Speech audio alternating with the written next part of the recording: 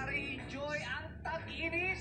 Kung naghahanap ka naman ng sign, eto na yun. Eto na yung takdang panahon para gumawa ng panibagong chat group at maglaro at mag-book kayo bago mag-hello ang buwan ng Hunyo.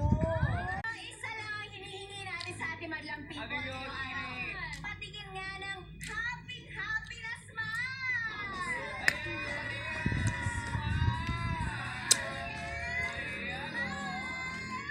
Ay, Madlang people! Kita-kita yung smiley ate, oh. Siyempre! Sorry. Nag-radiate ang smile niya through her mask. Pero ito na nga, say hello na rin sa ating online world at makipagkulitan sa Showtime Online You with our So You Squad, Wise, Lorraine, Anthony, Zea, and AC! Hey! Oh! Let's go! Ito na nga! Para people catch Delia D, a musical featuring the songs of Jonathan Manalo, idol natin yan.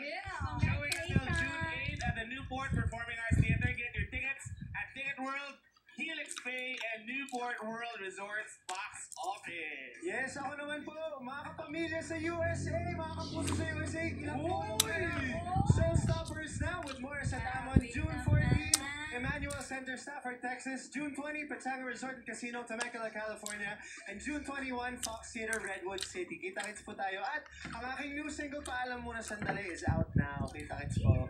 Yes, Darren! Dahil ako nasa US ka, araw-araw kami iiyak ni Ayo. Bakit di ba nasa UK ka?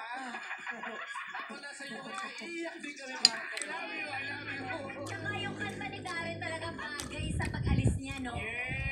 Paalam Muna Sandali. Sandali lang naman babalik ka rin. Tulad ko, kita-kits tayo. Ka na lang UK. VH Worms live in England, June 22, Night and Day Cafe at Manchester, June 23rd, Cavern Club, Liverpool, and June 28th, Dingwalls Camden, London. For tickets, please visit itchyworms.com. See you there. Eto ba, DJ MOD's new single, Feeling Something More. Yes! Congrats, DJ MLD! Ito na, madlang people, oras na para simulan ang kabanabanabik na palatuntunan. Sa madla ay magbibigay kasiyahan. Coach Ali! Ay, hindi lang ako. Go, Jam! Palatuntunin.